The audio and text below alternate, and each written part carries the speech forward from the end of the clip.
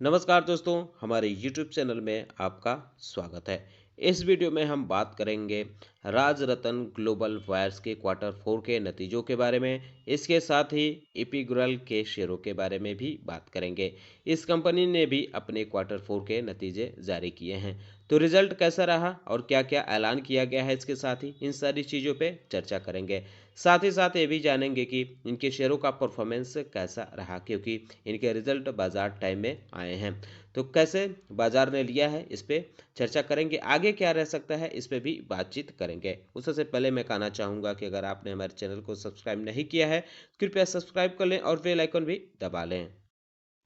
तो सबसे पहले बात करेंगे एपिग्रल के क्वार्टर 4 के नतीजों के बारे में। कंपनी ने बताया है कि इस बार क्वार्टर 4 में कंपनी का जो टोटल रेवेन्यू रहा है, वो 526 करोड़ रुपए रहा है, जो पिछले साल के क्वार्टर 4 में 567 करोड़ रुपए रहा था। यानी इसके रेवेन्यू में गिरावट देखने को मिल रही है। ईयर ऑन ईयर के हिसाब से 7% के आसपास गिरावट देखने को मिल रही है। अगर क्वार्टर ऑन क्वार्टर तुलना करें तो क्वार्टर 3 में कंपनी का जो रेवेन्यू था, ये 474 करोड़ रुपए रहा था। तो क्वार्टर ऑन क्वार्टर इसमें 11% की बढ़त देखने को मिल रही है। टोटल ग्रॉस प्रॉफिट की बात करें तो 230 करोड़ रुपए रहा है, जो पिछले साल के क्वार्टर 4 में 224 करोड़ रुपए रहा था। यानी कंपनी का ग्रॉस प्रॉफिट 3% बढ़ा है इन ईयर ऑन ईयर, और क्वार्टर ऑन क्वार्टर 19% बढ़ा है, क्योंकि क्वार्टर 3 में 194 करोड़ रुपए कंपनी का ग्रॉस प्रॉफिट रहा था। ग्रॉस मार्जिन की बात करें तो 44% इस बार कंपनी का ग्रॉस मार्जिन रहा है, जो पिछले साल के क्वार्टर 4 में 40% रहा था। यानी 4% इस बार कंपनी का ग्रॉस मार्जिन बढ़ा है। क्वार्टर 3 में 41% रहा था, यानी क्वार्टर ऑन क्वार्टर से अगर तुलना करें तो ये 3% बढ़ा है। अगर एबिडा की बात करें तो कंपनी का एबिडा इस बार के क्वार्टर 4 में 155 करोड़ रुपए रहा है, जो पिछले साल के क्वार्टर 4 के एकदम बराबर है। यानी फ्लैट देखने को मिल रहा है, कोई चेंजेस नहीं देखने को, क्योंकि पिछले साल के क्वार्टर 4 में भी कंपनी का एबिडा 155 करोड़ रुपए ही रहा था। क्वार्टर 3 से अगर तुलना करें तो क्वार्टर 3 में 123 करोड़ रुपए कंपनी का एबिडा रहा है। यानी कंपनी का एबिडा क्वार्टर ऑन क्वार्टर के हिसाब से 27% बढ़ा है। एबिडा मार्जिन की बात करें तो एबिडा मार्जिन 2% बढ़ा है, क्योंकि पिछले साल के क्वार्टर 4 में 28% एबिडा मार्जिन रहा था, जो इस बार 30% रहा है। और क्वार्टर ऑन क्वार्टर तुलना करें तो क्वार्टर 3 में 26% रहा था, यानी 4% क्वार्टर ऑन क्वार्टर कंपनी का एबिडा मार्जिन बढ़ा है। डिप्रेक्शन की बात करें तो ये एकदम फ्लैट देखने को मिल रहा है, 30 देखने को मिल रहा है। हालांकि 1% इसमें चेंज देखने को मिल रहा है। क्वार्टर 3 में ये 31 रहा था, 31 करोड़ रुपए रहा था, यानी इसमें 2% की गिरावट भी देखने को मिल रही है क्वार्टर ऑन क्वार्टर के हिसाब से। फाइनेंस कॉस्ट की बात करें तो ये 14 करोड़ रुपए रहा है, जो पिछले साल के क्वार्टर 4 में 19 करोड़ रुपए रहा। यानी कंपनी का फाइनेंस कॉस्ट कम हुआ है 28% ईयर ऑन ईयर, और 32% क्वार्टर ऑन क्वार्टर कम हुआ है। पिछले क्वार्टर 3 में 20 करोड़ रुपए कंपनी का फाइनेंस कॉस्ट रहा था। पीबीटी यानी प्रॉफिट बिफोर टैक्स की बात करें तो 113 करोड़ रुपए रहा है, जो पिछले साल के क्वार्टर 4 में 110 करोड़ रुपए रहा था। यानी ईयर ऑन ईयर के हिसाब से कंपनी का जो पीबीटी है ये 2% बढ़ा है। अगर क्वार्टर ऑन क्वार्टर बात करें तो 52% बढ़ा है, क्योंकि क्वार्टर 3 में 74 करोड़ रुपए कंपनी का पीबीटी रहा था। इसके अलावा अगर हम अन्य चीज़ों की बात करें, जैसे पैट की यानी प्रॉफिट आफ्टर टैक्स की, तो 77 करोड़ रुपए इस बार रहा है, जो पिछले साल के क्वार्टर 4 में भी 77 करोड़ रुपए रहा था। यानी कंपनी का जो प्रॉफिट है एकदम फ्लैट देखने को मिल रहा है। लेकिन अगर क्वार्टर ऑन क्वार्टर तुलना करें तो ये 55% बढ़ा है, क्योंकि क्वार्टर 3 में कंपनी का प्रॉफिट 49 करोड़ रुपए रहा था। प्रॉफिट मार्जिन की बात कर लेते हैं। इस बार के क्वार्टर 4 में 15% रहा है, पिछले साल के क्वार्टर 4 में 14% रहा था, और क्वार्टर 3 में 10% रहा था। तो क्वार्टर ऑन क्वार्टर 5% बढ़ा है कंपनी का प्रॉफिट मार्जिन, और ईयर ऑन ईयर 1% के आसपास बढ़ते हुए देखने को मिल रहा है। अर्निंग पर शेयर की बात करें तो ये 18 ₹5 रहा है, जो पिछले साल के क्वार्टर 4 में भी यही था, और क्वार्टर 3 में ₹11.9 रहा था। यानी इसमें भी क्वार्टर ऑन क्वार्टर के हिसाब से 55% की ग्रोथ कंपनी ने दिखाई है। इसके साथ ही कंपनी ने ₹5 पर शेयर के हिसाब से फाइनल डिविडेंड का भी प्रपोजल दिया है और कैपेक्स एक्सपेंशन पे भी बातचीत की है। कंपनी का कहना है कि उसने 405 करोड़ कैपेक्स पे खर्च किया है फाइनेंशियल ईयर 2024 पर। इसके अलावा 3 अप्रैल को कंपनी ने एक्सपेंड किया है अपना CPVC रिजाइन कैपेसिटी, ये अब 75,000 टन पर एनम यानी एनुअली कर दिया गया है। इसमें एडिशनल है 45,000 टन पर एनम कैपेसिटी जो CPVC रिजाइन है। इसके अलावा कंपनी ने ये भी अनाउंस किया है कि CPCB जो कंपाउंड है उसकी कैपेसिटी 35,000 टन पर एनम है, इसको एक्सपेंस किया जाएगा क्वार्टर 1 में फाइनेंशियल ईयर 2025 के। कंपनी ने ये भी बताया है कि उसने 18.34 megawatt wind solar hybrid power plant financial year 2024 की क्वार्टर 1 में शुरू किया था। तो आज के इसके शेयरों के परफॉर्मेंस की बात करें तो फिलहाल 8% की हरियाली के साथ क्लोजिंग देखने को मिली, लेकिन इसमें एक चीज़ बड़ी बात यह है कि इसकी शुरुआत जो हुई हरियाली में हुई, लेकिन उसके बाद इसमें गिरावट रही और पूरे दिन गिरावट में चला। उसके बाद जैसे रिजल्ट आया उसके बाद इसके शेयरों में अचानक तेज़ी देखने को मिली है। करीब 1 बजे के आसपास, 1-2 बजे के आसपास इसमें तेज़ी देखने को मिली है और ये हरियाली में काफ़ी ऊपरी लेवल पर इसकी क्लोजिंग देखने को मिली है।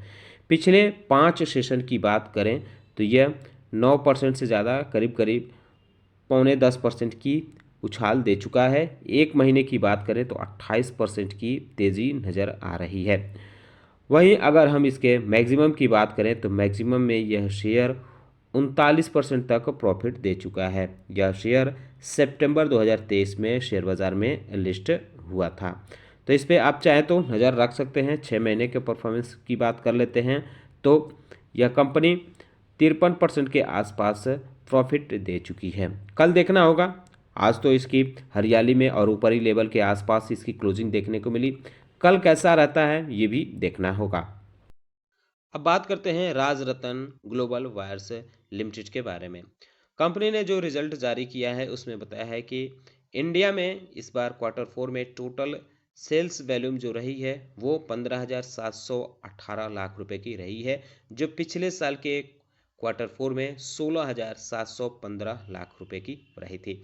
यानी कंपनी का जो टोटल सेल्स वैल्यूम है इंडिया में, इसमें 6% की कमी देखने को मिल रही है ईयर ऑन ईयर के हिसाब से। वहीं अगर क्वार्टर 3 से अगर तुलना करें तो भी इसमें थोड़ी उछाल देखने को मिल रही है, क्योंकि क्वार्टर 3 में 15,407 लाख रुपए की टोटल सेल्स वैल्यूम रही थी। थाईलैंड के बिजनेस की बात करें यानी वहाँ के सेल्स की बात करें तो वहाँ इस बार के क्वार्टर 4 में 13,193 लाख रुपए रही है, जो पिछले साल 6,301 लाख रुपए रही थी। वहीं क्वार्टर 3 में 12,277 लाख रुपए रही थी। यानी ईयर ऑन ईयर के हिसाब से देखें तो थाईलैंड में कंपनी का जो सेल्स है वो 109% तक बढ़ा है।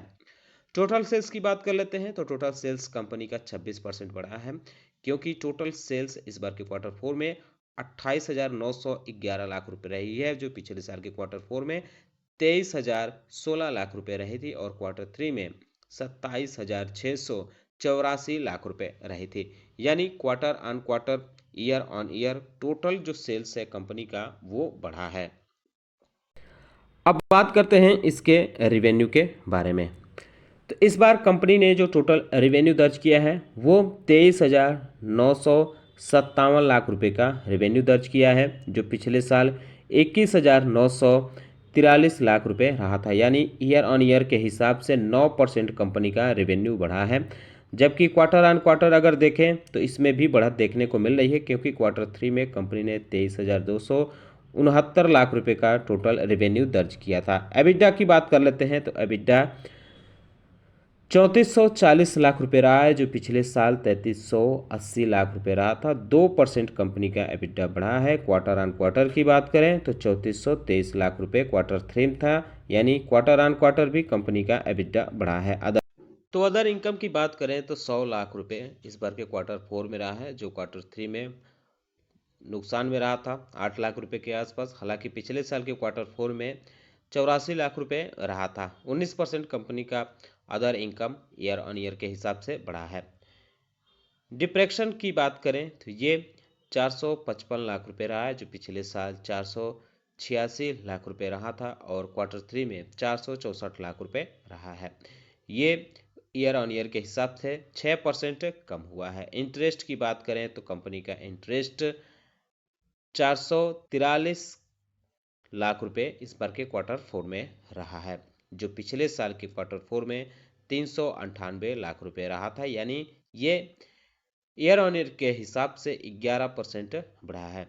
प्रॉफिट बिफोर टैक्स की बात कर लेते हैं तो 2642 लाख रुपए कंपनी का इस बार क्वार्टर 4 में प्रॉफिट बिफोर टैक्स रहा है, जो पिछले साल 2580 लाख रुपए रहा था। कंपनी का प्रॉफिट बिफोर टैक्स 2% बढ़ा है, और प्रॉफिट आफ्टर टैक्स की बात करें तो इस बिल्कुल फ्लैट रहा है, क्योंकि पिछले साल के क्वार्टर 4 में कंपनी ने 2027 लाख रुपए टोटल प्रॉफिट आफ्टर टैक्स यानी प्रॉफिट दर्ज किया था, जो इस बार 2024 लाख रुपए रहा है। तो देखें तो 2-4 लाख रुपए कम ही हुआ है।